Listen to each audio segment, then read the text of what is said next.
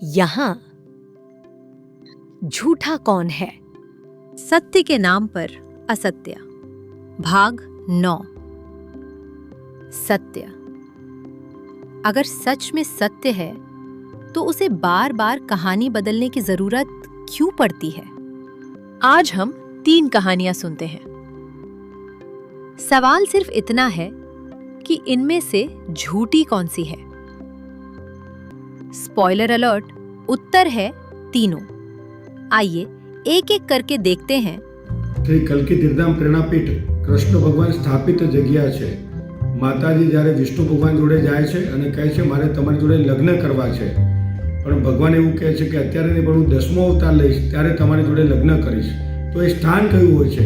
તો દીપે સદીપે જાંબુદીપે કુંવરિકા ક્ષેત્રે પંચ નદી, અહીંયાથી વૌઠા 5 નદીઓનો સંગમ છે। એને સાબરમતીના પૂર્વ તટે એક બિંદુની રચના કરે છે અને કૃષ્ણ સ્થાપિત આ જગ્યા છે। यहाँ हर्षद भाई दावा करते हैं कि भगवान श्री कृष्ण ने द्वापर युग में पीराणा का मंदिर बनाया। ध्यान से सुनिए, अगर ये सच है तो मंदिर पहले से था, ज्योत पहले से जल रही थी। अब देवजी भाई कहते हैं,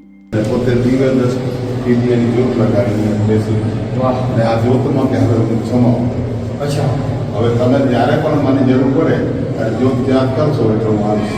અને પોતે અહીંયા ફૂલ થઈ ગયા ભાઈ, જોત પ્રગટાવી નહીં ફૂલ થયા છે।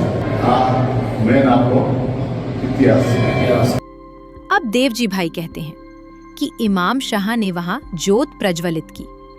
तो सवाल उठता है, अगर द्वापर से मंदिर था तो इमाम शाह ने कौन सी ज्योत जलाई? या फिर क्या पहले भगवान कृष्ण की ज्योत बुझाई गई और बाद में अपनी ज्योत जलाई गई? ये विरोधाभास नहीं, झूठ की पहचान है।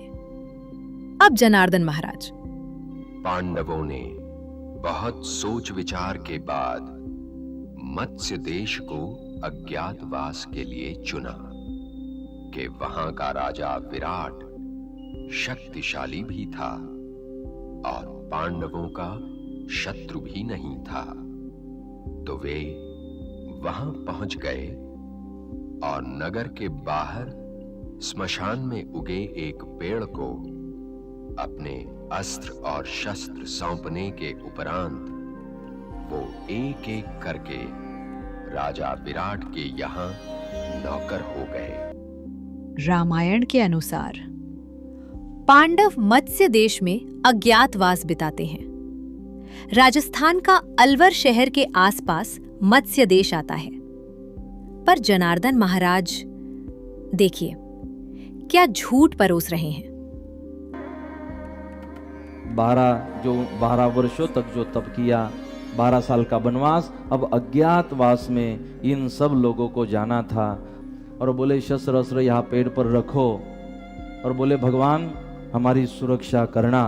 भगवान ने हाथ जोड़े, आंख बंद की, आवाहन किया, और जैसे आवाहन पूरा हुआ एक महाकाय सिंह निर्माण हुआ।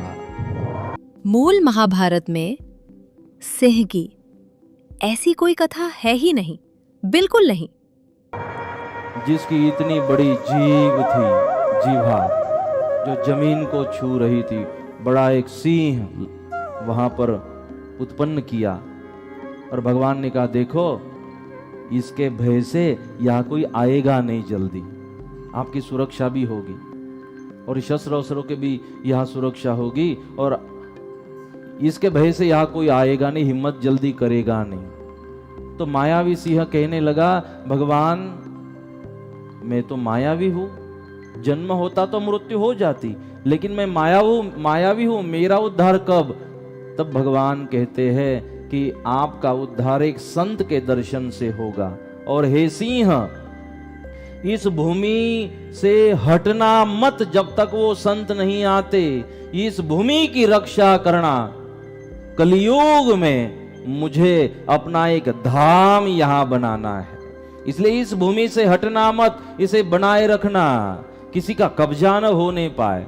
बोले मैं उस संत को कैसे पहचानूं? बोले वो आने से पहले तीर लगेगा कानों में, और जिसका तीर होगा वो ढूंढते ढूंढते आपके पास आएगा, उसके दर्शन से आपकी मुक्ति हो जाएगी और वह जमीन वह जगह उस संत को दे देना। और सदगुरुदेव इमाम साहब जी महाराज के चरित्र में है, गिरमथा में 7 वर्षों तक दुष्काल था और जब भगवान को प्रार्थना की मध्य रात्रि में बरसात हुई 7 वर्षों के बाद गिरमथा में 7 वर्षों का दुष्काल हट गया। और फिर गांव वालों ने कहा यही रुक जाओ, उन्होंने कहा नहीं, मुझे तीर चलाना इस दिशा में, पश्चिम में, जहां तीर जाएगा। बोले वहां मत छोड़ो, वहां सिंह है। बोले इसलिए तो छोड़ना है। तो वहां तीर छोड़ा। वहां जब गए उस सिंह के पास, बाकी तो घबरा रहे थे, वो तो आए ही नहीं। बोले बाबा अभी जाएंगे, हमको भी ले जाएंगे। लेकिन जिनका भरोसा था वो साथ में आए। सिंह ने दर्शन किए और सिंह वहां से अदृश्य हुआ। और फिर सदगुरुदेव ने कहा कि आपको जमीन देनी थी ना, तो यहाँ इस जमीन पर मुझे मंदिर बनवाना है। इमाम साहब जी महाराज ने खुद वास्तुशास्त्र के वो तज्ञ थे और वास्तुशास्त्र के अनुसार उन्होंने एक चित्र बनाया, एक डिजाइन बनवाया जिसमें 9 घुमट हो, 9 घुमट वाला एक मंदिर उन्होंने डिजाइन किया।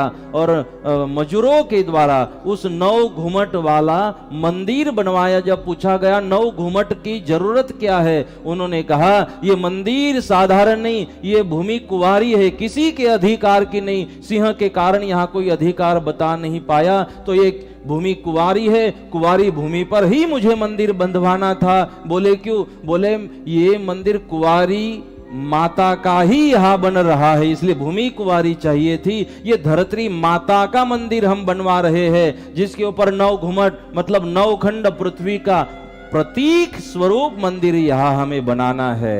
और वो मंदिर वहां पर सदगुरुदेव ने बनवाया। पृथ्वी माता का मंदिर, कुंवारी का क्षेत्र वहां पर सदगुरुदेव ने बनाया और कहा यहां धरत्री माता की पूजा करते रहिए। जब भगवान कल्कि बनकर आएंगे कालिंगा का वध करते हुए, फिर माँ पृथ्वी के साथ शादी बनाएंगे, तो हम प्रार्थना करें, आराधना करें कि पृथ्वी माता यही प्रकट हो जाए और भगवान को यहाँ कर प्रेरणा पीठ में पृथ्वी माता के साथ शादी बनानी पड़े, तब वो गोल्डन टेम्पल बनेगा पिराना का। यहाँ साफ कहा है कि इमाम शाह ने पिराना में मंदिर बनवाया था, तो इसका अर्थ ये होता है कि श्री कृष्ण द्वारा मंदिर बनवाने की बात झूठी है।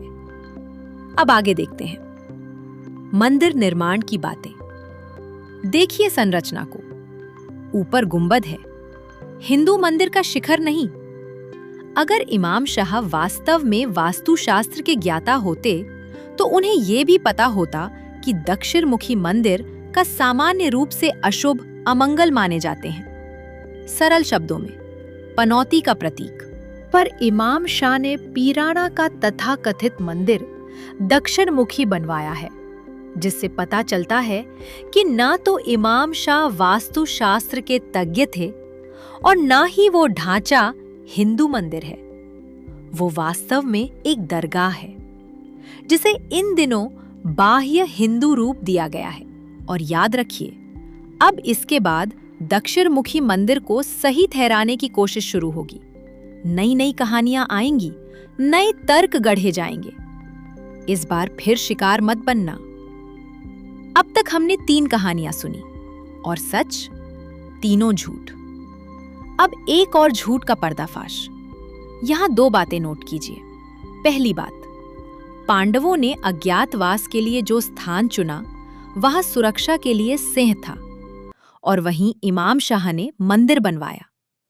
अब जरा इतिहास देखिए। महाभारत काल की वह मत्स्य देश नगरी आज राजस्थान और उत्तर प्रदेश की सीमा अलवर और जयपुर के बीच मानी जाती है, और पीराना लगभग 850 किलोमीटर दूर। तो ये सेह वाली कहानी क्या है? पूरी तरह बनावटी। सच ये है, हिंदुओं को भावनात्मक रूप से फंसाने के लिए हिंदू देवताओं और हिंदू शास्त्रों का खुलकर दुरुपयोग किया गया। आज भी वो स्थान भी इमाम शाह बाबा रोजा संस्थान कमेटी ट्रस्ट के नाम पर है, लेकिन पहचान छुपाने के लिए उसे श्री कल्की तीर्थ धाम प्रेरणा पीठ कहा जाता है। इतिहास साफ कहता है, सैयद इमाम शाह ने अपने जीवन काल में अपनी कब्र के लिए एक दरगाह बनवाई। उनकी मृत्यु के बाद उन्हें वहीं दफनाया गया। ये स्थल शुरू से मुस्लिम कब्रिस्तान का हिस्सा रहा है और इससे पहले मुगलों पर आरोप लगाया जाए तो जान लीजिए, इमाम शाह मुगलों से पहले हुए। और इतिहास में पीराना को तोड़ने का नहीं, बल्कि औरंगजेब द्वारा 48 बीघा जमीन और दिया बत्ती हेतु धन देने का उल्लेख मिलता है। तो ये सारा खेल क्या है? पैसा, पावर, झूठ फैलाओ, झूठ में लोगों को फंसाओ, फिर उसी झूठ को सच बताकर आस्था के नाम पर लूटो, और शिकार सतपंथी। इसलिए बेवकूफ मत बनो, सनातनी बनो। सनातनी मतलब शुद्ध, मिक्स नहीं। सनातनी मतलब मिलावट से मुक्त। सतपंथ सनातन जैसी कोई चीज नहीं होती। श्रद्धा रखो, लेकिन अंधश्रद्धा नहीं। ये देखना तुम्हारी जिम्मेदारी है कि किसी मुसलमान संत को हिंदू बताकर तुम्हें किसका पूजक बनाया जा रहा है। आपकी श्रद्धा के साथ खिलवाड़ ना होने दें। सवाल पूछिए, इतिहास पढ़िए और सच पहचानिए। धन्यवाद।